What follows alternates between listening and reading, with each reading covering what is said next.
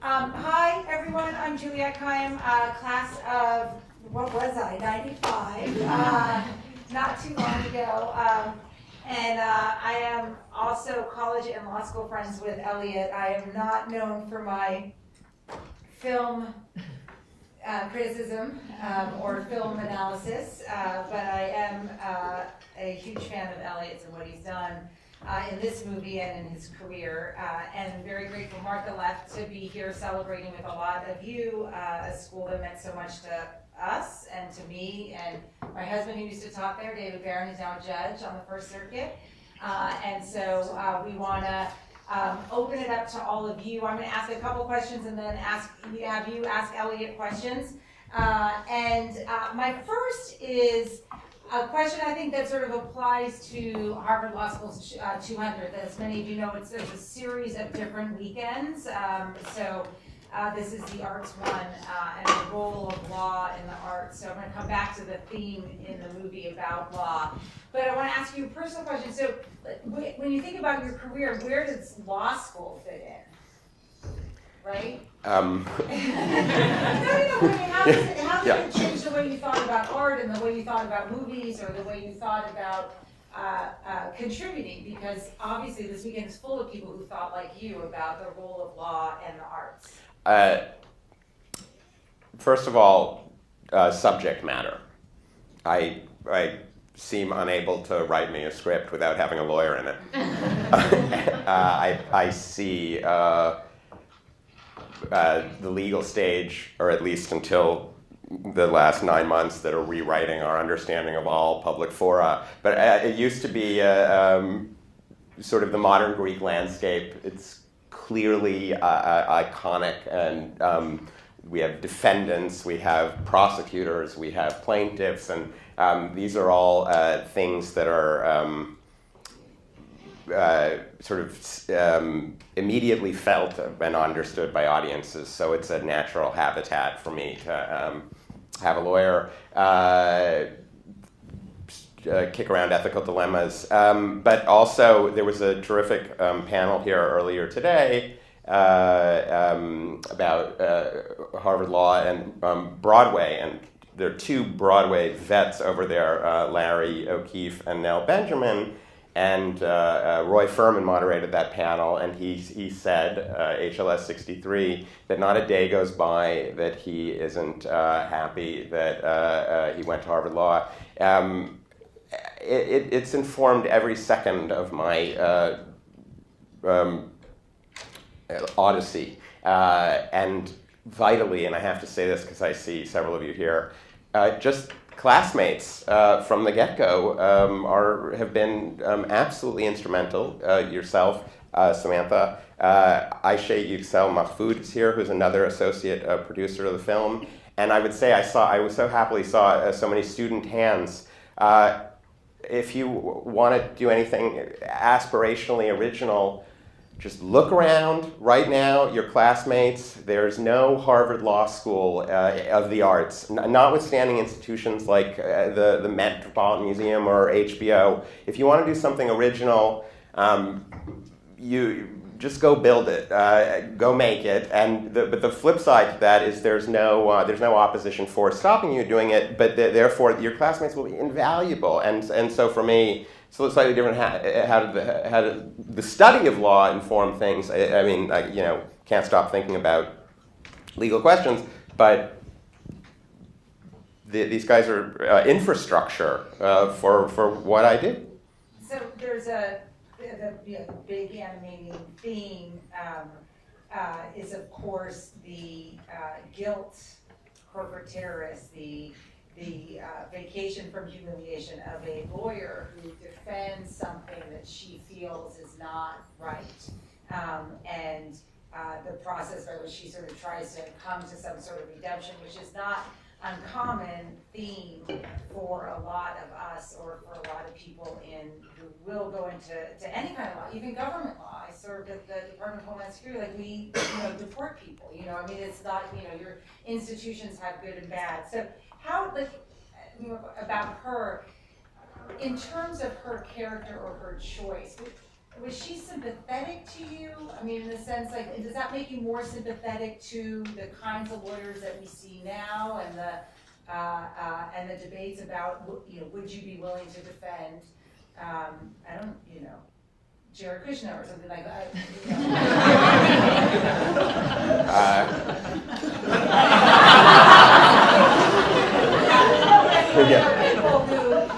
Yeah, short answer.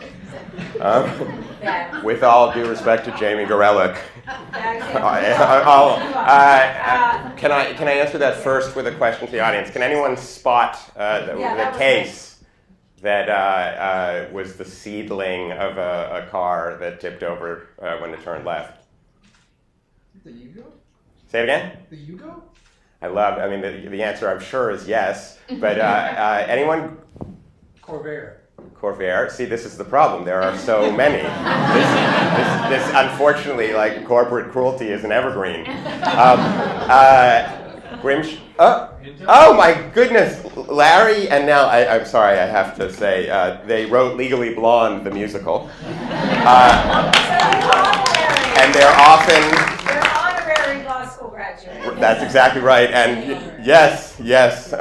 So the Grimshaw. I was in. Does anybody have Lou Sargentage for torts? And I will come back to your question. Sorry? Yeah. Wait, did we get a yes over there? Section 113. Yes. Oh, there you go. So when I heard about the exploding Pinto case, I remember rack focusing out of my attendance in the class and thinking how to do justice to this perversity. And frankly, morality itself has only so much explanatory power. It's like, well, yes, this seems to be the definition of evil in a small petri dish. But, okay, most of us agree, except the execs who greenlit that car. But to me, I immediately thought, maybe about selfishness. How could certain people sleep at night who had, allowed such a product to be mass-produced? And I thought, how do you advocate against something like this? And my own, heroes and rough-hewn tools in that vein.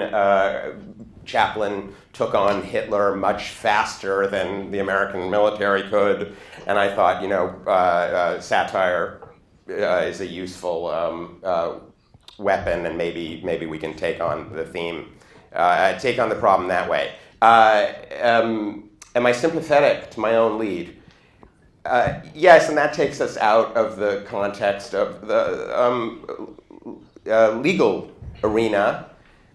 It's an emblem. She's an emblem of someone who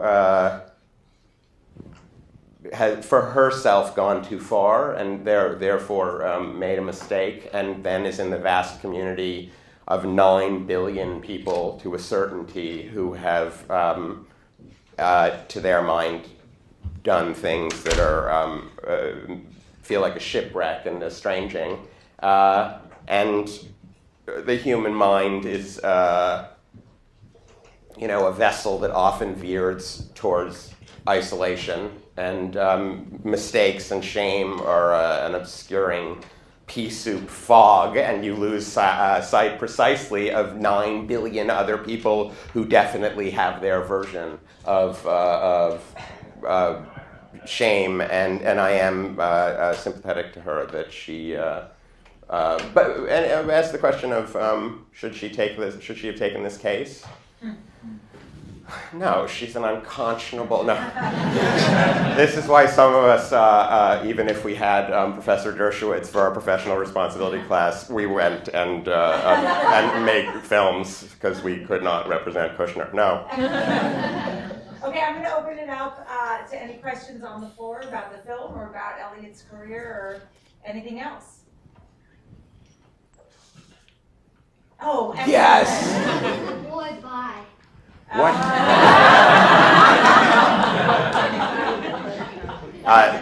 This is one of my future bosses, Declan, Samantha's son.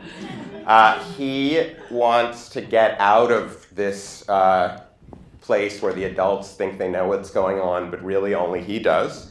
And he knows this isn't somewhere he can stay for much longer. And so he goes shopping, Declan, for a boat trip in Greece. I think, did you see in the, we had I thought he was going to buy toys. I think he's ambitious, and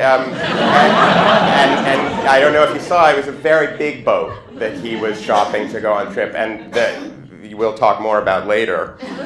There was a shipping magnate named, a sort of shipping big guy named Aristotle Onassis. And I think I imagined to myself that he doesn't just want to get out of town, he really in style wants to get out of town. Yeah, yes, Declan, I follow-up question and then. Yes? Did he buy any toys? Any toys. That's number 2. That's I think he had the good sense to know that the boat would be filled with toys. It would just be littered with toys. Yeah. Yes, right there, hi. Love the And movie. introduce yourself. Is there a feature in the works or a sequel? Thank you. So I wrote a feature beforehand called Indestructible. There's a plaintiff in Indestructible who I, to my mind, take to be a sort of comic Rosa Parks figure. And she has lost her lawsuit and therefore has no choice but to drive to the town where the lawyers are who won the litigation, and being strapped, has to drive the car that flung her husband out the window. And so she has to get to that town, and she has to make right turns during the long journey. And this film eventually has a car chase late in the film where she has to keep going the long way. This is more expensive than this film shot in one room. And so I had written that first, and the only character in common in the two films is the car. I imagined that Gemma is a lawyer from the same firm, and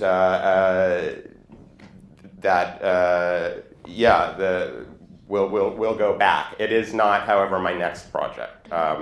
It turns out my first feature will be another satire for the resistance that.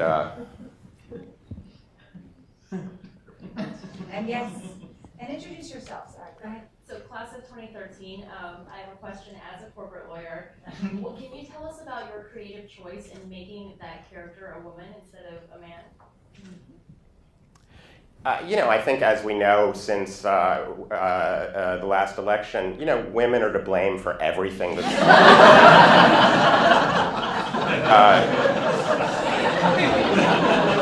I just, anticipating where we are now, because we made this film a few years ago, I just knew no one could relate if we imagined a man had done something wrong.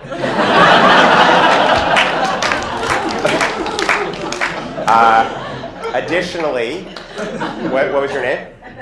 Jennifer. Additionally, Jennifer, a number of my, as you've seen today, a number of my best friends for the meaningful bulk of my life are brilliant female attorneys, Juliet and Raisha and Samantha, and I see others here. There's Eve Gerber, classmate. I also, sitting next to Eve Gerber is Jennifer Brumage-Tamba. The reason I'm singling her out is she's a business partner in our film company, and I met her in college. And so, as I said to students, look around.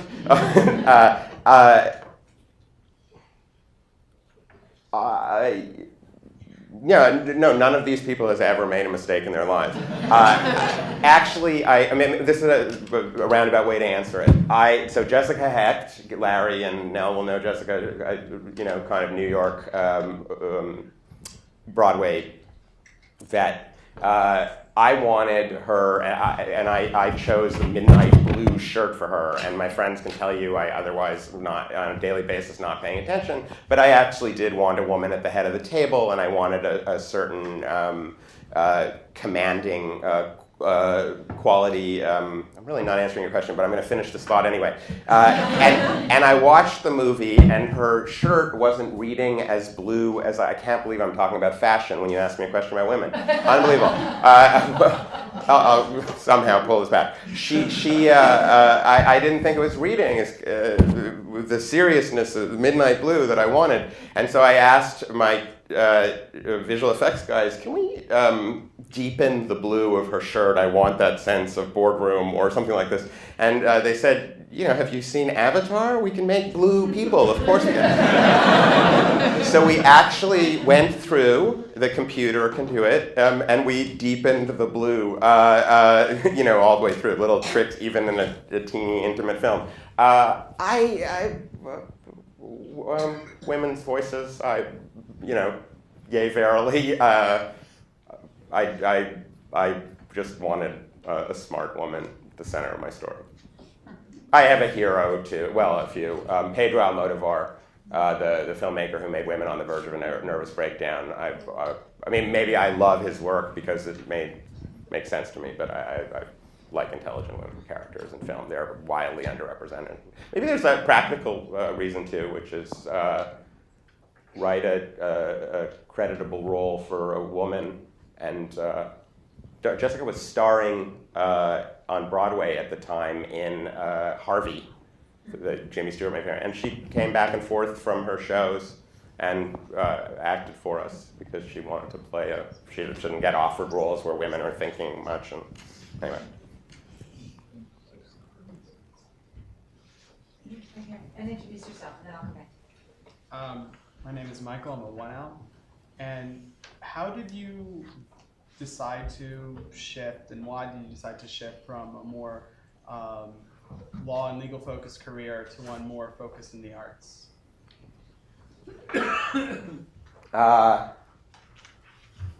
I think in my case, I was sort of given to storytelling as advocacy anyway, and not polemical advocacy, not finger wagging. I feel if you're going to do this, some of the great examples would be something like To Kill a Mockingbird, where it's story first, story second, story fifth, story 11th, then it's artful, art. And because it achieves so deeply and poignantly in those respects, it then is an enduring emblem of social justice. So my inner child and my mother's a pianist wanted to storytell in this way. With this, and maybe thinking if you add a comic element, it's in these wildly cleaved times, although I suspect most times are wildly cleaved. Laughter, if you can pull it off, is people are convulsed. Their guard is down. It is one viable Trojan horse if you can push through a little morality play through laughter. So as a practical matter, I maybe thought I'd be a more effective advocate. And certainly when I was sitting in that torts class back in the day, I thought, oh my goodness, I can't devote my life to advocating and then find out that who was Chief Justice at the time, that Rehnquist is going to stomp on my 6 years of litigation. I just can't do this. But I think it predates that. But intellectually, I love law and I admire the nobility of lawyers. I really can't tolerate when people make easy lawyer jokes. People mess up their own lives, go to lawyers to retrieve their norm, and then somehow taint the lawyers ever after with and so it was a real incubator to be here for me. It just fired story after story, but that I did then choose to play out in the arts. Others? I can ask anytime, but I'm curious. There are a lot of lament, and I've heard you make some of them in a more interesting way, but about the film industry, where it is today. And so the question I want to ask you is, what's something good about the film industry today that we don't know about? And don't say television. Oh, that is really, you're on to me. This is not rehearsed. I was about to Is say. there any, I mean, you know, is it really, because one just, you have a sense that not that it's a dying medium or anything, but it's hard to think of a narrative about the film industry today that is a positive one, and yet it is still your, or is it still your medium of choice? No, it is my medium of choice, and I'm hopeful or quixotic that people will always want to come together for not just live work, that there is something to almost church-going to a good, engaging movie on a Saturday that you know is going to summon a little something from you. As to the industry, wow, Samantha, stumped in public.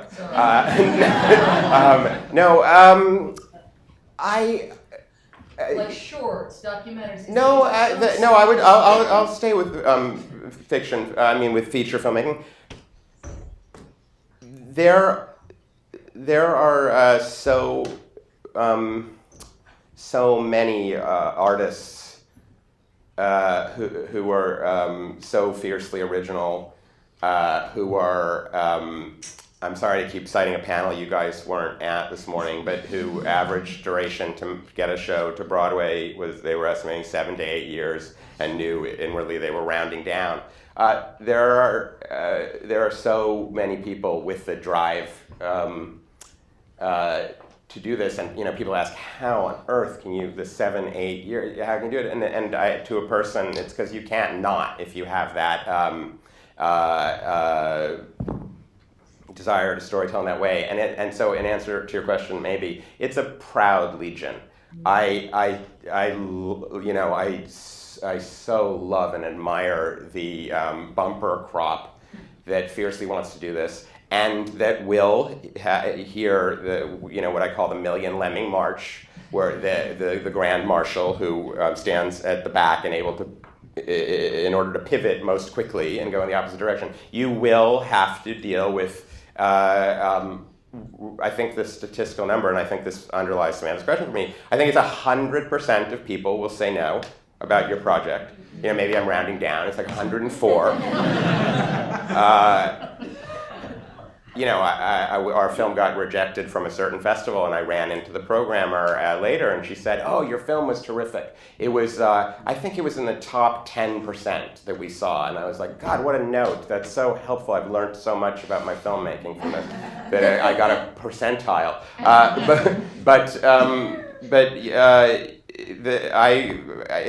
It's just tremendous how many people there are who will really sacrifice their sanity as such to take these little germs of ideas that they think could pop and further decency. And there's that. But the state of the industry as such, I don't know. I don't know that it's any worse than ever before. Yeah, I think that penetrating work is rare. It always has been. I mean, from the good cave paintings. There were so many bad cave paintings. Have you guys ever gone to see some crappy cave paintings? I think there. Especially when you're not a babysitter. That's so annoying. Yeah. Oh, right. When you don't have time to. Yeah. Can I ask for one more question, or if there's anyone else? Yes, I'm sorry. Please introduce yourself.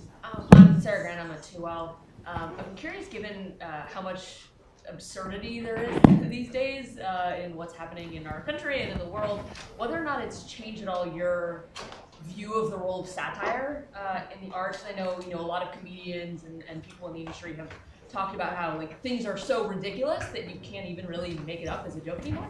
And so, what do you think the role of satire is, and if it needs to, kind of our political sense needs to evolve, given how things are these days? Yeah, we have been outflanked.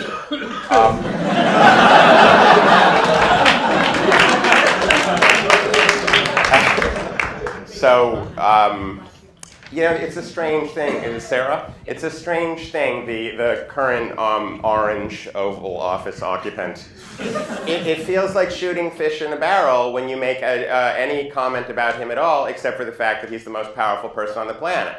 So it's a strange dynamic where as something of an ironist humanist, I don't even want to talk about him because it's the lowest hanging fruit. It's long since eaten and disposed of fruit to go after him, except with the small problem that if we don't depose him, you know, we're all going to be foragers by next Wednesday. I mean, it's urgent.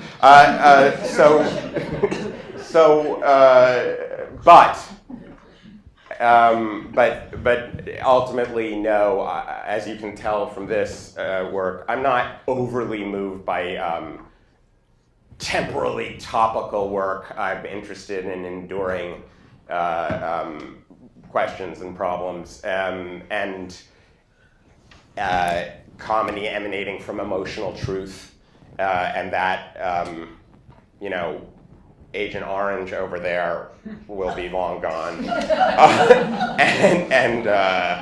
I mean, I would just say one more thing about this particular film, which I'm now watching in the light of recent mishaps. I mean, I was just thinking about maybe a theme of this film, of course, if Sartre said, and his deputy, Jeff Sessions, hell is other people, and let's get rid of all of them, clearly, I believe that a little bit of heaven on earth is the antidote is other people. That notion predates these fellow country persons, and hopefully will last them. But so I think that it knocked me for a loop in the current project I'm working on. It knocked me out like January, February. I thought that the project I was working on was had been rendered irrelevant, but then you find your footing, and if that answers your question. So putting the arts in perspective, I always think that like on my life, my most creative aspect of my life is knowing you, because I don't have a most creative life. I don't draw, like I'm not like, you know, I surf, like that's my contribution to something interesting, you know. But I was thinking about it, and you know, I'm a long distance runner, and I listen to music, and I like reading. I actually read like sculpture. I read like John Grisham. I sort of puts my head at ease, and in these bad times, and the TV, we think about families. Those of you who watch This Is Us is like a great, you know, TV show, and plays. I just took the kids to Hello Dolly, which I didn't think I would like, and it was fantastic by Miller. And then movies, and how a movie like this in times like these is, I think, a contribution to lawyers too, and what we do, and reminding us that what we do is very important. So I want to thank you for that. And bringing art into my otherwise non-artistic life. I'm sorry, I have to end on a superficial note. Juliet is a Pulitzer-dusted columnist. I mean, the virtuosic writer, command of words, but doth protest and ounce too much. In Florida, there's one benefit to reaching the age of 48, which is that I don't do hurricanes anymore. Like, that's, you know. So that is, you know, that's. Alas, I still do hurricanes. So thank you.